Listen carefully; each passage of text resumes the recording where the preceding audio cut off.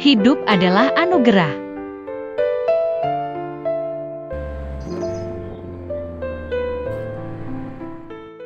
Suami sedang baca Alkitab di ruang tamu. Apa saja yang diperbuatnya pasti berhasil. Istri bangun tidur lalu baca WhatsApp asistennya. Malam Bu, maaf besok saya nggak masuk kerja, soalnya suami saya masuk rumah sakit. Masih ya Bu? Oke, cepat sembuh buat suamimu, dan kamu jaga kesehatan ya.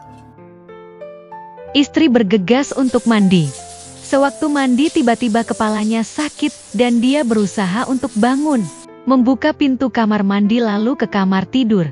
Sebelum ke kamar tidur, istri memanggil suaminya dengan suara lemah, tetapi suaminya tidak mendengar. Istri terbaring di ranjang sambil memegang kepala dan berteriak. Aduh. Tidak lama kemudian suami masuk dan kaget melihat istri di tempat tidur sambil teriak. Aduh, sakit. Kemudian suami mengajak ke rumah sakit. Saat duduk di dalam mobil untuk menuju ke rumah sakit, suami berkata, istri hanya diam saja.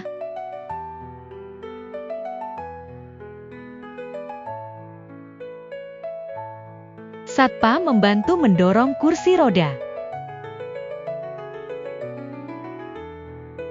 Sampai di ruang IGD, suster memasang alat tensi di lengan kiri istri untuk mengukur tensinya.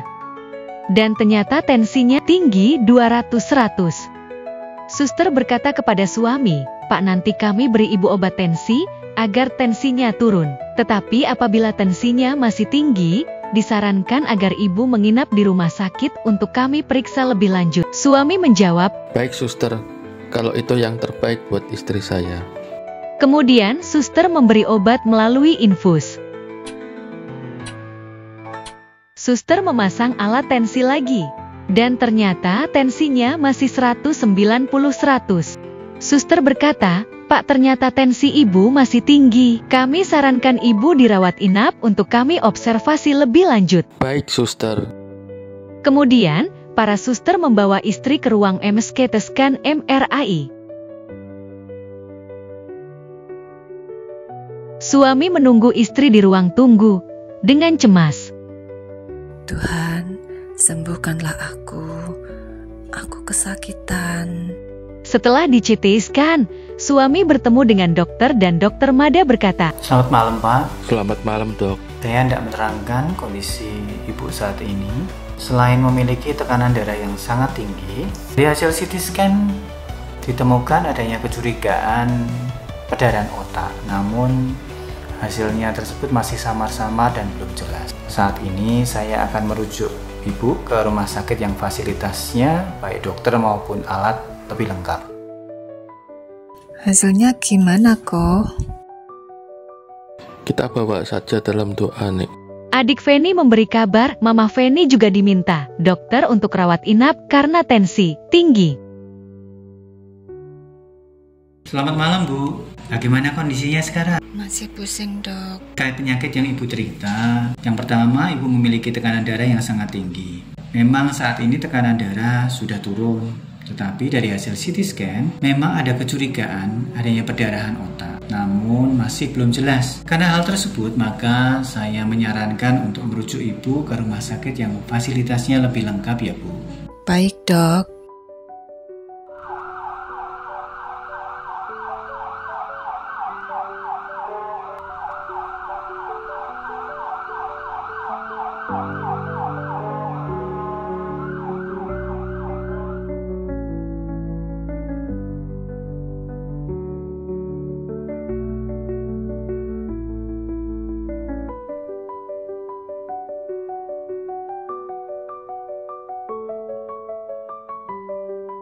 Keesokan harinya,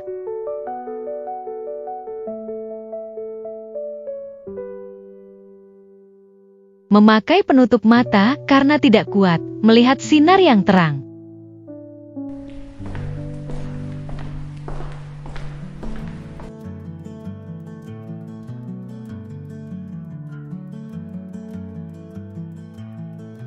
Pak, besok pagi Ibu akan ada tindakan DSA. Apakah Bapak berkenan? Baik Pak, segera dilaksanakan.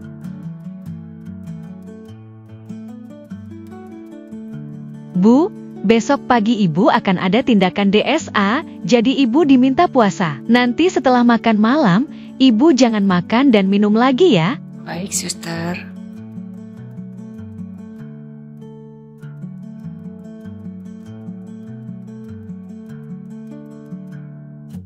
Ibu Feni, apakah sudah siap? Sudah, suster. Bapak mohon menunggu di sini. Di dalam kamar operasi, istri terus menutup mata karena silau dan kepalanya sakit. Selamat pagi Bu Feni, perkenalkan saya Dr. Krisna, spesialis bedah saraf yang hari ini akan melakukan tindakan DSA untuk penyakitnya Ibu. Ibu kalau silau, Ibu boleh memejamkan mata supaya tidak pusing karena memang salah satu efek dari pecahnya pembuluh darah itu memang bikin matanya lebih rentan terhadap cahaya, jadi bikin silau. Jadi merem atau memejamkan mata tidak masalah.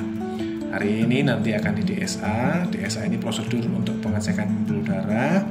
Nanti kita akan memasukkan kateter atau selang kecil ke dalam pembuluh darah ya Ibu, yang letaknya di pangkal paha situ. Dan nanti kateternya dinaikkan ke pembuluh darah di otak. Nanti kita akan lakukan pemeriksaan di sana untuk mengidentifikasi aneurismanya, nanti size-nya bagaimana, ukurannya bagaimana, dan bentuknya seperti apa. Itu Bu, mudah-mudahan lancar hari ini. Tuhan tolong supaya hasil DSA semuanya baik-baik saja. Pak, hasil DSA, ada benjolan di pembuluh darah otak Ibu, atau istilahnya aneurisma. Jadi harus ditangani segera, sebab ini seperti bom waktu. Jika benjolan itu pecah, maka akan berakibat fatal untuk Ibu. Lalu jalan keluarnya bagaimana, Dok? Ada dua cara. Yang pertama dikoil, jadi di benjolannya diisi oleh kawat agar tidak pecah. Yang kedua dibuka tempurungnya, lalu benjolannya itu dijepit agar tidak pecah. Baik dokter, saya diskusikan dengan keluarga. Bu, keluarga setuju kalau istri saya dikoil saja. Baik Pak, ini kami pesankan koilnya dulu. Terima kasih. Bagaimana nih, masih pusing? Masih Koko, sakit sekali, nggak kuat. Semangat terus ya Nik, sampai koilnya datang. Kapan itu? 3 hari lagi. Di malam hari, hening, sunyi, hanya terdengar suara mesin. Istri tidak bisa tidur karena kepalanya sakit. Tuhan Yesus, apakah ajalku sudah dekat? Aku nggak kuat menahan sakit. Kepalaku sakit sekali. Ampuni dosa-dosaku ya Tuhan. Kalau Tuhan mau panggil aku sekarang, aku mau diam dekat bersamamu ya Tuhan. Tenang Feni, waktumu belum tiba. Tugasmu masih belum selesai. Tenanglah, aku bersamamu.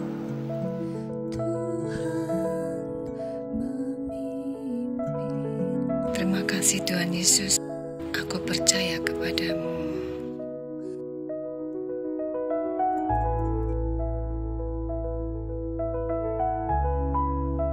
Fen, kamu masih tenang? Gak usah kemerungsung, gak usah mikirin pekerjaan. Tenangkan pikiran, hati, dan jiwamu.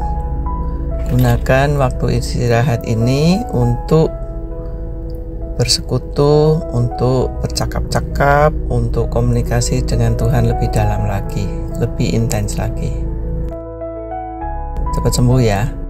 Pak, besok Ibu dioperasi jam 16:30. Baik Pak, terima kasih.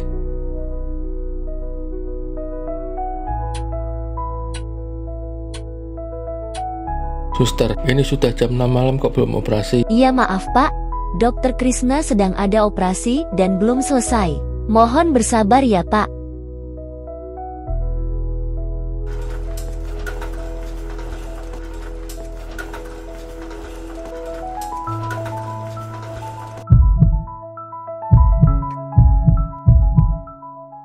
Suami ditemani Bapak Adi dan Dawi, hingga operasi selesai tengah malam jam 11 malam titik 30.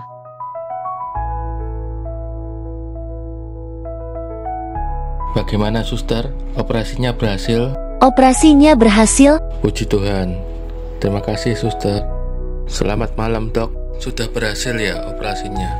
Tindakannya selesai Pak dan berhasil dengan baik. Ini saya jelaskan prosesnya ya Pak ya. Jadi ini ada aneurisma yang sudah kita identifikasi sebelumnya. Aneurismanya letaknya memang di tengah, dan ini kita masukkan kawat ya, kawat koil yang dia bahannya dari platinum. Pada kasusnya ibu ini kita masukkan 3 buah kawat platinum. Ukurannya masing-masing 3 cm, 3 cm, dan yang terakhir 10 cm kita bentuk kumparan di dalam.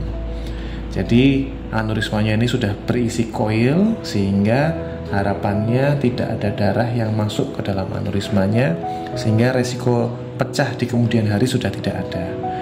Nanti lambat laun benjolan ini akan menutup dan pembuluh darah yang normal itu akan kembali membentuk dinding pembuluh darah yang normal kembali, sehingga aneurismanya bisa tertutup secara total. Jadi mudah-mudahan nanti di kemudian hari sudah tidak ada risiko untuk pecah lagi.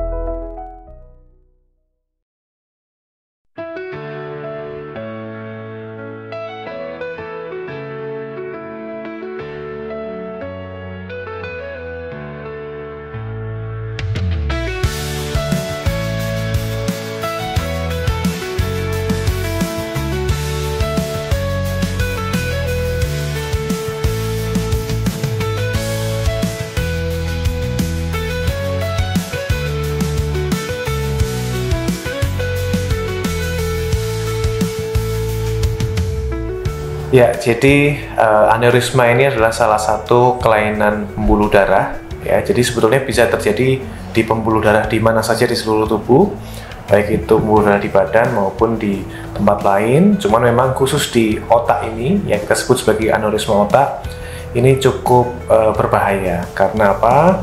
Karena aneurisma ini sebetulnya adalah suatu kelemahan dari dinding pembuluh darah.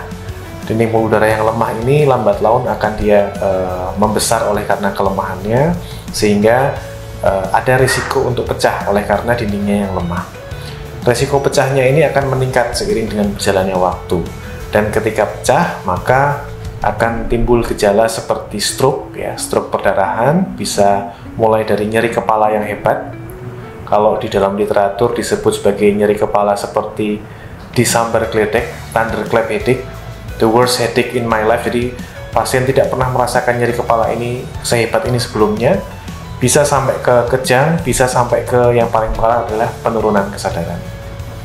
Aneurisma ini adalah penyakit yang memang tidak terdeteksi kalau tidak ada gejala apa-apa. Jadi kalau tidak pecah, dia tidak menimbulkan gejala apa-apa. Sehingga deteksi dini pada aneurisma ini sangat penting.